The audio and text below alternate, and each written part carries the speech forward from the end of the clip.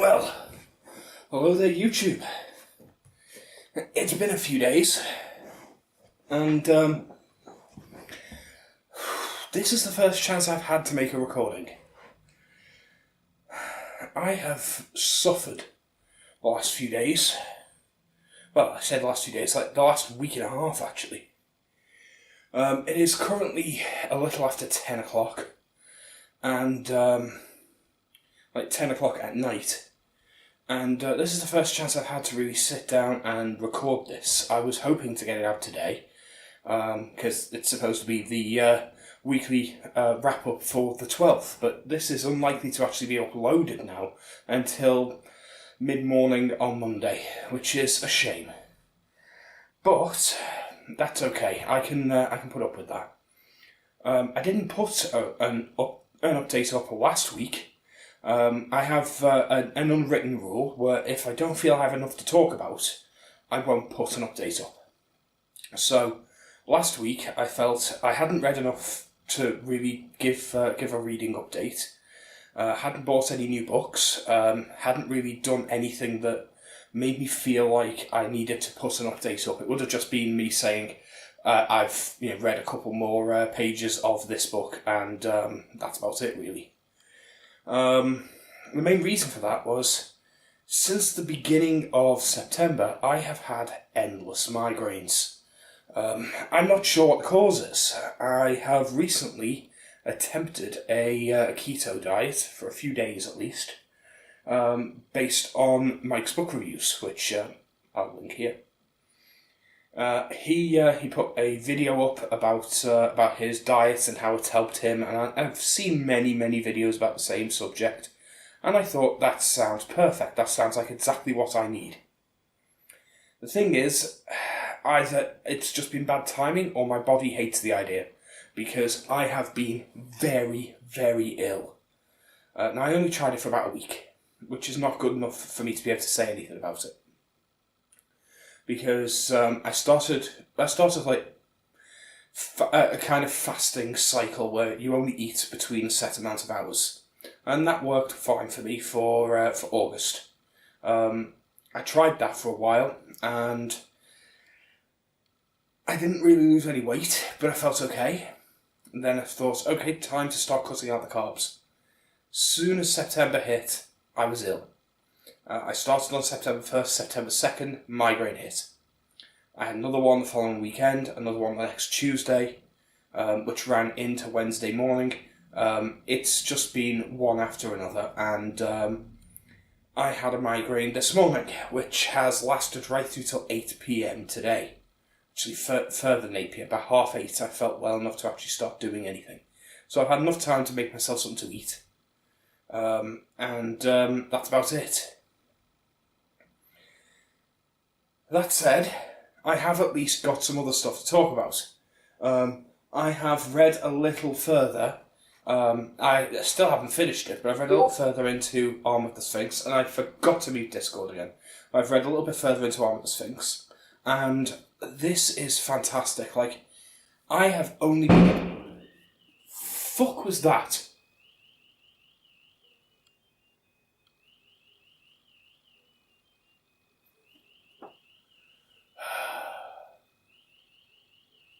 Likely idiots playing with fireworks, I imagine.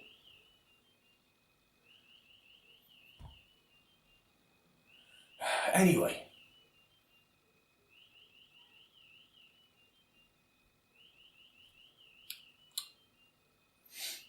I wonder if that's going to stop. There we go. Anyway. I've really been enjoying this book. And honestly, given how little I've been able to read, like, we're talking something along the lines of, maybe 10 pages a day I've felt up to reading on average. Like, I'll read maybe, a chapter one day, and then the following day I won't read anything, and then the day after that I'll have a migraine. It's just been one after another, really, when it comes to my free time. I've just not felt up to doing much of anything. So, yeah, I have been reading this when I have the time, and I'm nowhere near finished with it, but the few pages I do read when I do have the chance are so immersive and so great. Like, this is exactly what I want to be reading.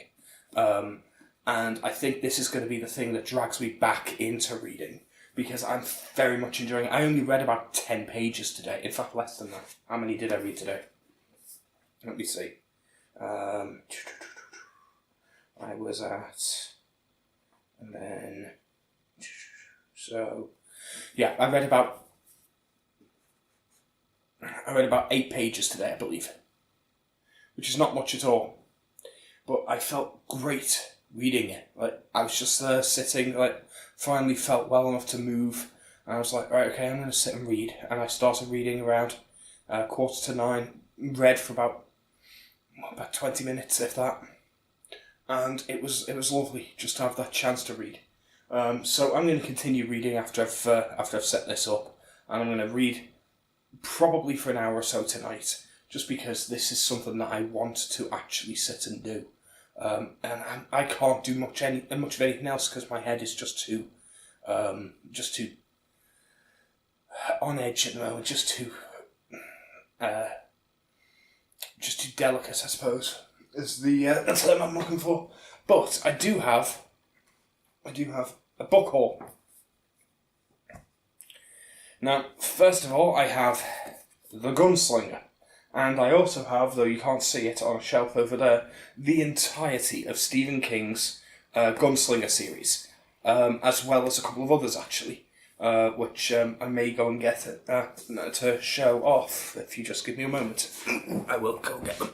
Okay, so, as well as the Gunslinger, I also have Black House and the Talisman in these lovely new editions. Now, my previous editions of these books are quite beaten up old mass market paperbacks. These are nice, fairly floppy trade paperbacks. This one's actually is still quite floppy. They are gorgeous looking. The text is nice and clear, the pages are lovely and white. Like, these are a lovely upgrade for my collection. And as The Talisman is a book that I really enjoy, it's one I've got a lot of nostalgia for. It's one of my early King books. It's one of the ones that I read quite young, and one that I've always had fond memories of. I'm looking forward to getting back into them.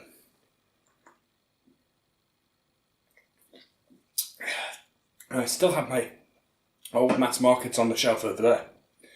And my copy of The Talisman is battered and bloodied. It really is. It is such a... You know what? I'm going to put another cut and I'm going to go get it so I can show you. This is my original copy of The Talisman. As you can see, it is well worn, well read. It is, frankly, it's in a good state for a book. You could give that to someone, they could read it, it's fine. Like, it's not falling apart or anything. The spine is quite badly cracked. I hate cracked spines. It really bugs me. But also, the thing that bugs me the most about this is something I've seen in a few books, primarily YA books, and I don't know why it's done, but this orange stripe is actually on the inside first page. The cover is smaller than the book. I fucking hate this. This is one of my biggest pet peeves ever. I hate books that do this. I don't know why they do it, what the intention is, why make the cover shorter than the goddamn book. They don't do it with the back cover. The back cover goes to the edge. There's nothing wrong with it. It's not damaged in any way. It's not like these newfangled covers where they peel. Like, this has been read multiple times. It's not peeling at all. So there's no reason to do this crap. This pisses me off no end. I don't know why they do it, and it's always annoyed me.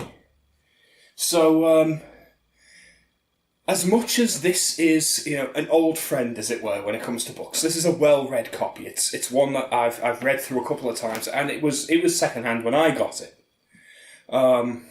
As much as it is an old friend book-wise, it's an old friend that's pissed me off and needed replacing. So so I have now got an excuse to hand that in at a used bookstore and allow someone else to get infuriated by the pages, because my new copy is so much nicer. Though admittedly, this is those newfangled pages that I suspect from rubbing will peel. So I'm going to have to back these the same way I did with my my Expanse books. I'm going to back them in plastic, but that's okay. There's a video actually that shows how to do that from Brian Lee Durfee that I highly recommend. Keeps the books looking very, very nice for a long time. So yes, I've added to my Stephen King library quite considerably there. I did own all of the Dark Tower books, but I didn't own them in a complete set. I owned mismatched mass markets, and they, again, were all falling apart, with the exception of Wizard and Glass. I owned a giant, not neither paperback nor hardback. It was like a plastic back. It was like this weird, like thin plastic cover. I don't have it here. It's at my parents', but it was the most bizarre book. It's huge as well, absolutely bloody huge. So yeah, having these nice matching set, I'm going to be able to stick these all together. I'm going to rearrange my books under the TV. I'm going to have that be my Stephen King shelf. I'm going to add these to my Stephen King shelf and have one nice big display of my Stephen King collection. So yeah, that's the first set that I got. I also have Dogs of War by Adrian Tchaikovsky. My name is Rex. I am a good dog. Adrian Tchaikovsky is now officially the author I own the most unread books by. Because I own books from 4 different series from him now. I have Guns of the Dawn up there. I have Children of Time and Children of Ruin over there. And I now have Dogs of War. And I also have, I can't remember the series now, the one with the insects. I also have the first of that as an ebook. So, Adrian Tchaikovsky, actually I have the first 3, I believe, as ebooks. So, if I don't like this author, I have really, really messed up, haven't I? Because so far I have invested so much in hopefully liking this author. Like, I have heard nothing but good things. I tried to read Children of Time. I ended up DNFing because I didn't have the right headspace for it. It seemed pretty good for what I read, but I was having multiple migraines. This was way back, about a year ago now. And at the time I put every book I was reading on hold, and I just concentrated on one book. Because otherwise I would have ended up reading nothing. I was just too unwell. So, yeah. Dogs of War. I have heard a fair bit about it. I know that it's from the perspective of a dog, which is fascinating and really unique, and I want to hear more. So yeah, that's something I'm gonna delve into. One book that I'm probably going to read fairly soon, another one that I've bought recently, is Recursion. This is another by Blake Crouch, and the one and only review that I've actually put up on my YouTube to date is Dark Matter, which I enjoyed, though I thought was a bit bland in some respects. It was a nice book. It had some nice elements of romance. It had some decent sci-fi elements to it, but it didn't really go far enough for me. Now, I've heard that generally people either like Recursion or they like Dark Matter. They rarely like both. But they are both considered fairly similar in style and subject matter. I am looking forward to giving this one a go. I want to get some decent sci-fi in. I haven't read some proper sci-fi in a while. I've read a fair bit of space opera, but that's not sci-fi. That's just in space. This is some decent science fiction, which is something I'm missing at the moment. So this is probably going to be the next book I read after Arm of the Sphinx, because I think that's what I'm in the mood for. I do actually have another thing to add to the Stephen King shelf as well, which I've not mentioned yet, and that is Outsider. This is a book that I know very little about. I get the impression it's a vaguely supernatural-esque horror thriller, which is an interesting combination and something I think Stephen King does very, very well. I think that modern King is highly underrated. A lot of people love his early stuff, but they tend to ignore his later stuff. But yeah, this is something that I'm looking forward to reading as well. I've had this recommended by a few different people, including one of my close friends, IRL. And the text is quite small, admittedly, so I imagine this is a fairly long book, despite only being under 500 pages. I suspect this is a little longer. It's deceptively long, I suspect. But that's okay. So those are all the books that I have bought recently. They all are. Recursion, Dogs of War, and a lot more Stephen King. Now, it is very obvious Stephen King is kind of my author. Like, he's the author that I'm most comfortable with. He's the author I've read the most of. He's the author that I have the most connection to. And I think that one of the things that I should be doing to get myself back into reading properly is, rather than jumping into all these different styles, is just pick up the habit of reading again. Because this last year I have enjoyed reading, but I've enjoyed reading in dribs and drabs. I've read a few books, and I've read a few books where I've got deep into them. Like, I enjoyed reading The Way of Kings. I really enjoyed The Powder Mage. I've really enjoyed reading Josiah Bancroft's Books of Babel series, which I'm still reading now. But at the same time, I don't feel like I've got into the habit of just picking up a book and reading it every day and just doing that by habit as a comfort thing. I still feel, even now, when I pick up a book, it's an effort. It takes me energy to do it. And for someone with chronic fatigue, someone with regular migraines, someone with a lot of draw in his time, where just the daily, day-to-day things like cooking and cleaning and taking a shower and using the toilet seems to use up all of my free time.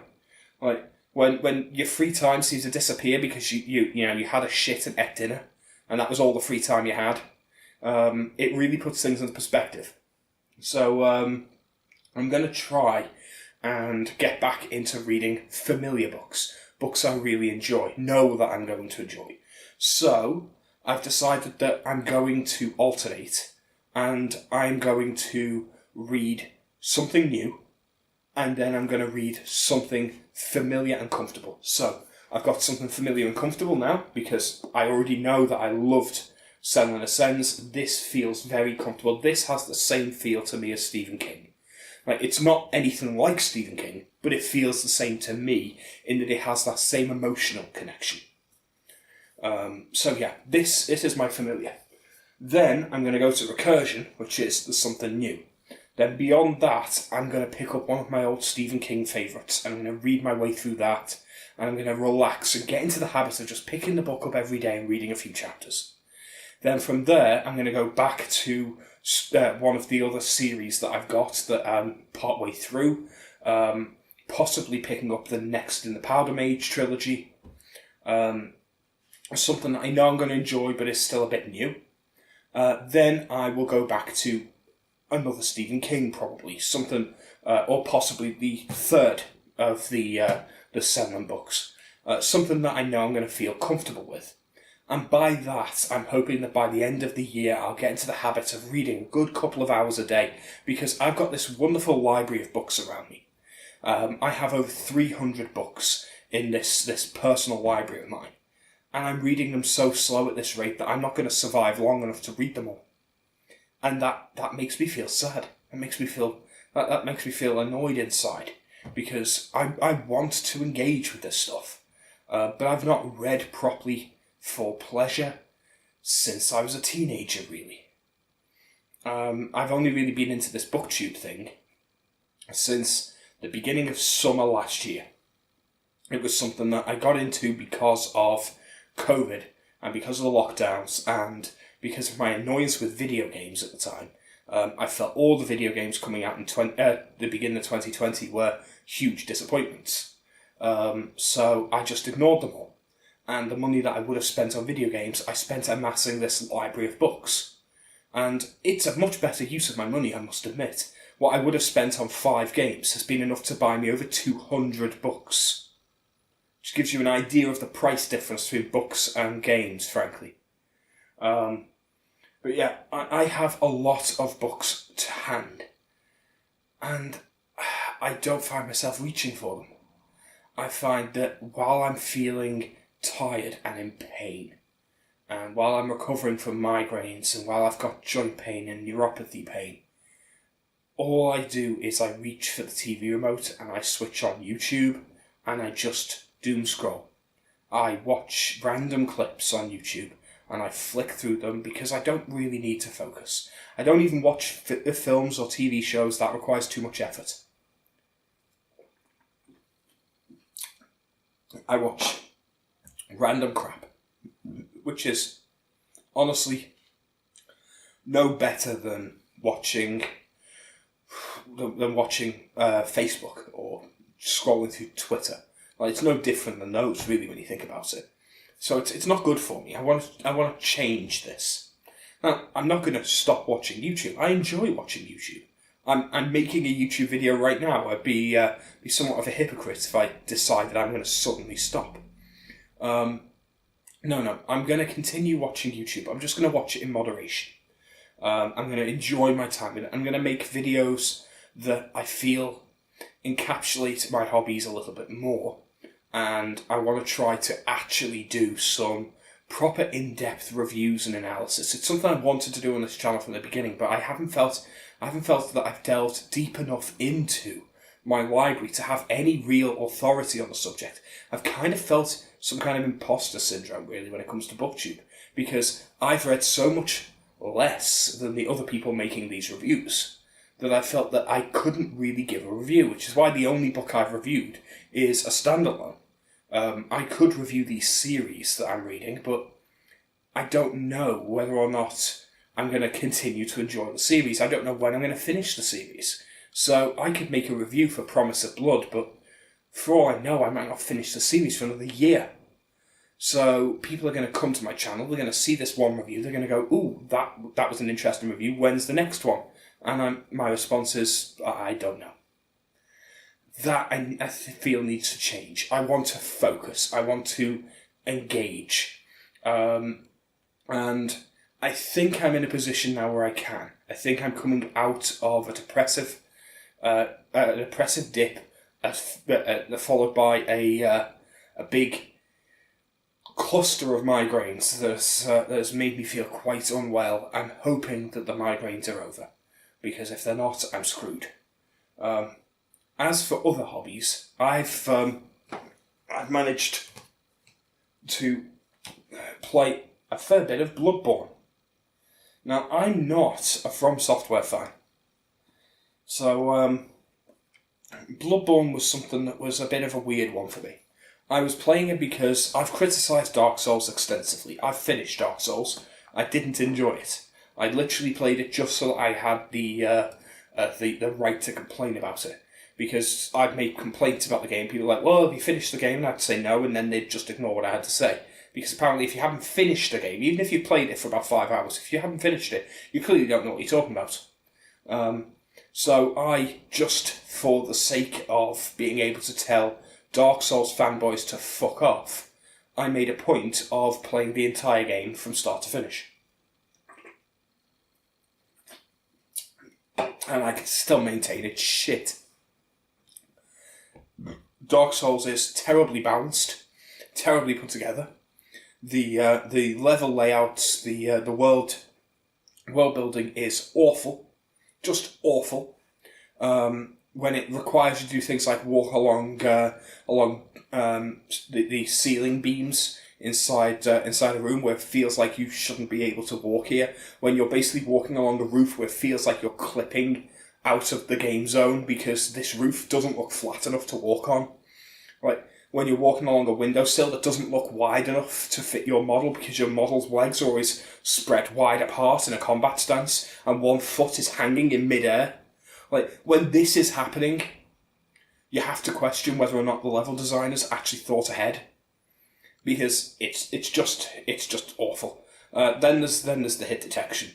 Enemy weapons can pass straight through walls. Yours can't. Yours bounce off walls. So if you're in a tight corridor, you swing your sword, ding, bounces off the wall. They swing their sword, goes straight through the wall and into you. And not only that, the person behind them also swings their sword, goes straight through the wall, straight through straight through your first opponent, as if he wasn't there, and hits you with the tip of his sword. Which means you also can't bottleneck any enemies. It's terrible. It's a terrible, terrible game.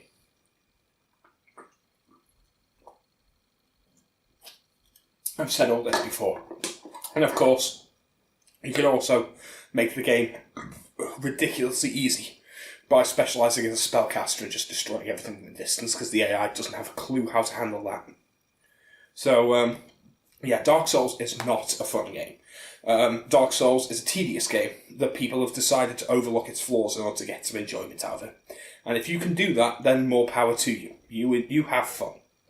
But I require, quality in my games. It's just this weird thing I've got where I expect my games to be decent.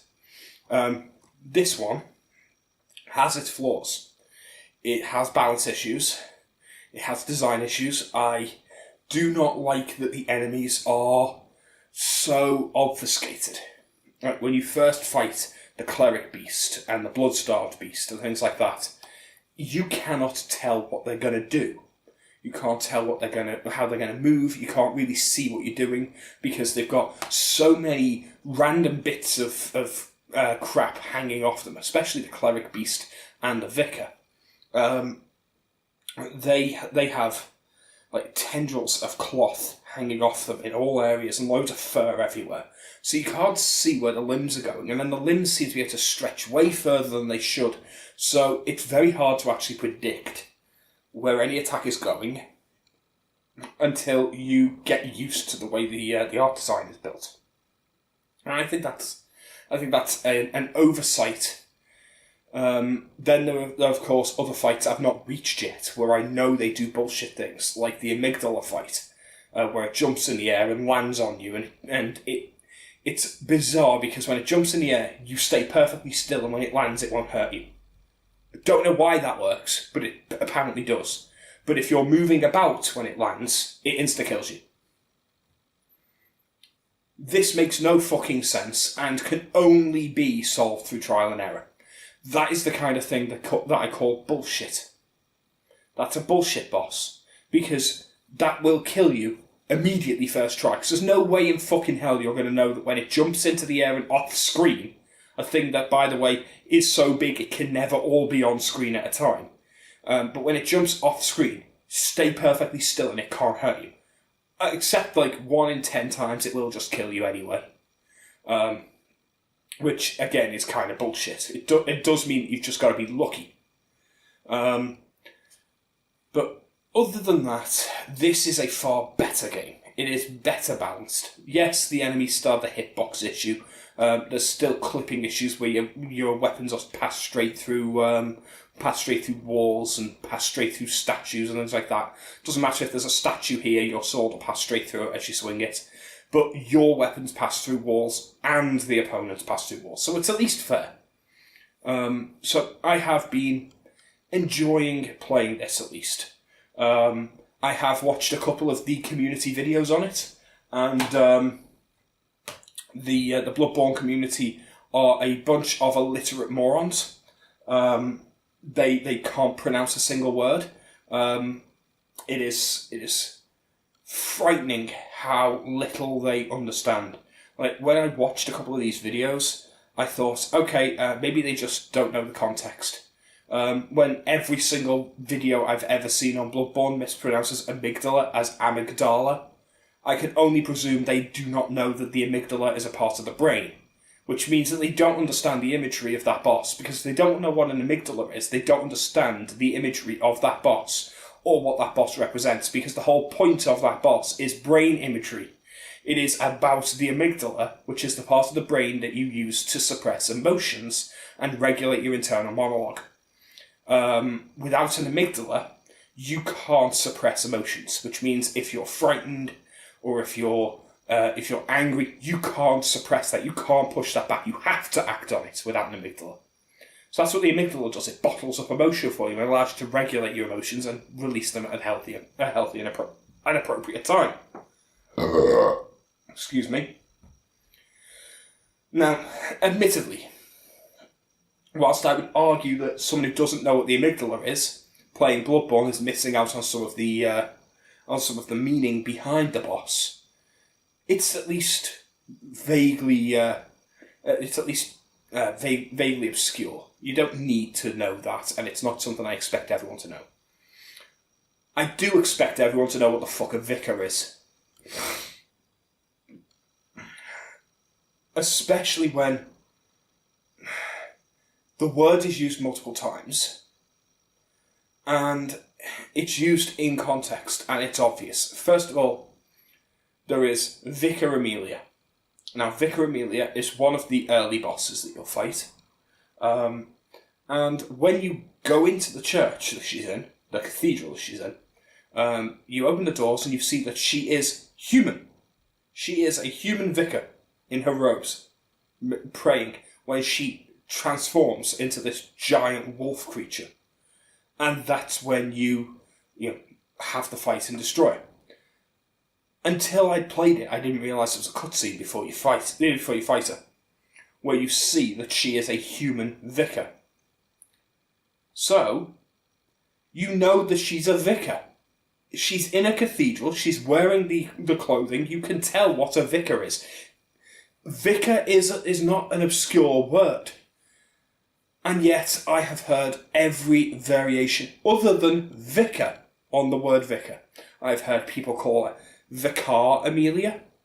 I've heard Vicar Amelia. And I've legitimately heard entire communities just call her Vicar. As if that's her first name. As if Amelia is a surname. There is another boss called Lawrence the First Vicar. Which means you must know, if you've played this game enough to be part of a fan community, that Vicar is a title. Even if you didn't know what Vicar means, even if you're that fucking stupid, the context of that alone should give it away. I mean, people say that these games have brilliant stories. In order to piece together these stories without watching videos by VatiVidya, you have to read all the different item descriptions and randomly knock on doors and listen to characters speak whose model you never see, so you don't have one. They just, rather than actually put any fucking character models in this game, they just have you knock on doors or stand near windows and then the voice comes out of them, which is really fucking pathetic. It's lazy, frankly. But the fact that you're expected to just piece together the story from little scraps of dialogue and item descriptions and things like that is frankly absurd. Like the level of story in this game is so limited that I know people who have played it through from the beginning to the end and still have no clue what the hell's going on. So that shows that you can't be expecting that kind of story from people. But the fan community will defend it. They'll say that that's a decent way of storytelling. I don't think it is. I think that they've gone way too obscure. It's not a bad method if you do it right, but I don't think they did it right. I think they went too far. They should have included a little more story, a little more setup, a little more exposition to give the actions we're doing a little bit more sense of motive.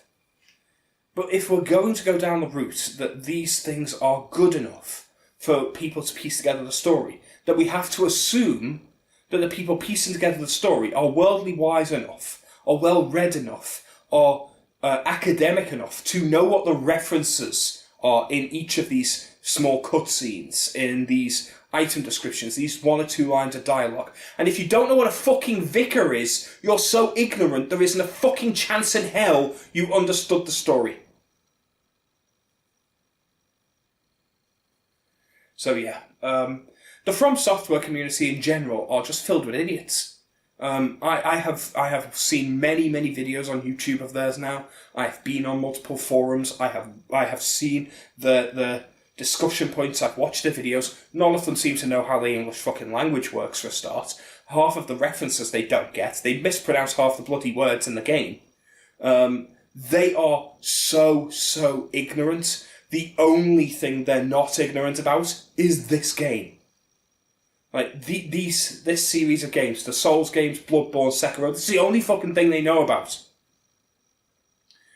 And that's sad. That is so sad. I've had to use Dark Souls as an example in explaining, like, the politics of video games before to Dark Souls fans, because if you don't relate it back to Dark Souls, they cannot relate. I had to explain why emulation and censorship of video games was bad by concocting an analogy where Dark Souls was censored in order for them to understand why censorship was bad, because it was the only way they would get the fucking point. So yeah, gaming's been interesting for me. I've been playing that over the last couple of weeks. I started that at the end of August, and I've been enjoying it. I've not been able to play it as much as I'd like, because I've had those migraines, obviously. Outside of migraines, I did manage to find a day to leave the house, shockingly. One of the few days when I was well enough to leave the house was Monday. And I went to the cinema, and I watched Shang-Chi and the Legend of the Ten Rings, which was interesting, actually. I wasn't expecting to enjoy it as much as I did. It's a kung fu film, obviously.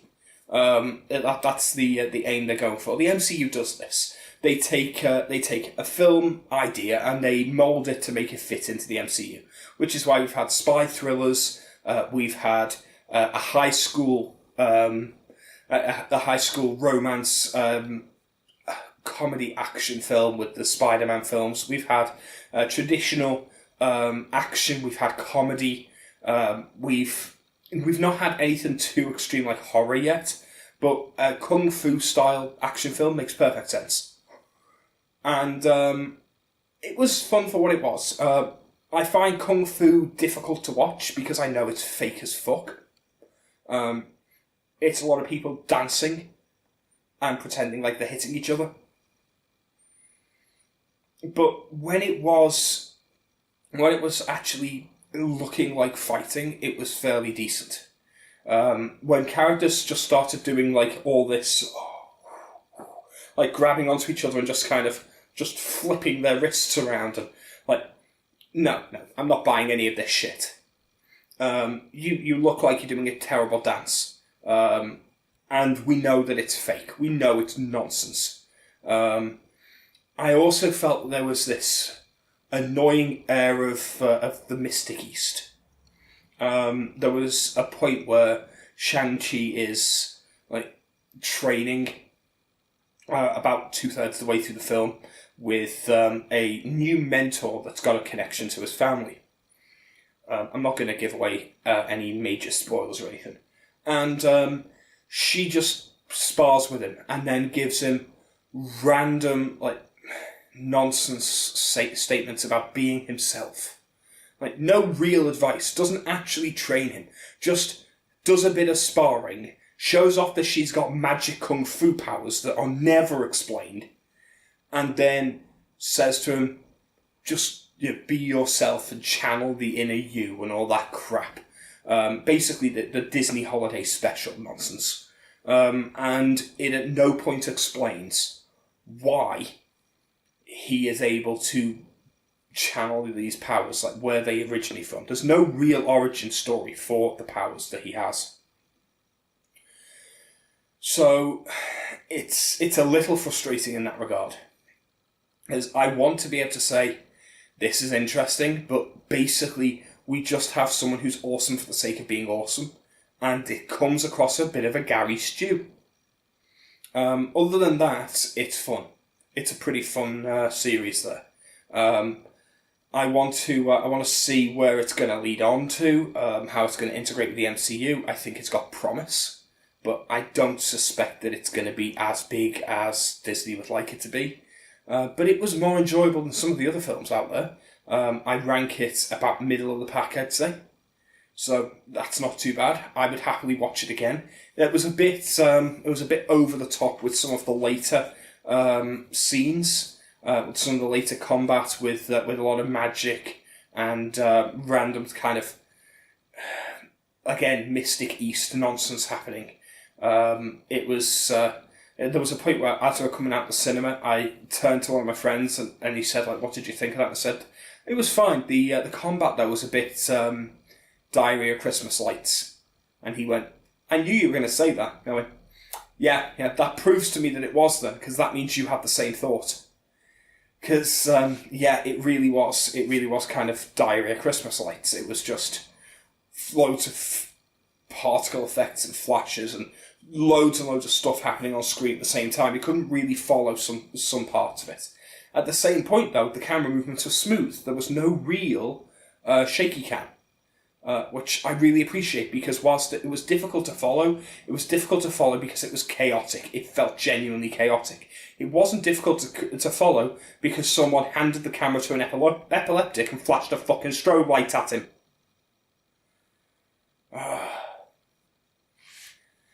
So yeah, that was fun though. I enjoyed it.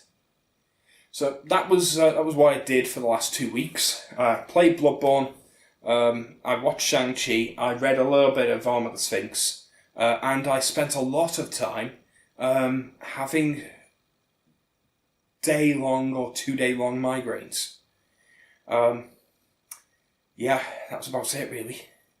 It's not been a great couple of weeks for me, but I'm hoping that I'm on the mend. I'm hoping that I'm going to be able to push away from this and enjoy media a bit more, and hopefully you'll be able to see a greater output on this channel if I can pull that off. Until next time, I'll see you guys later. Bye.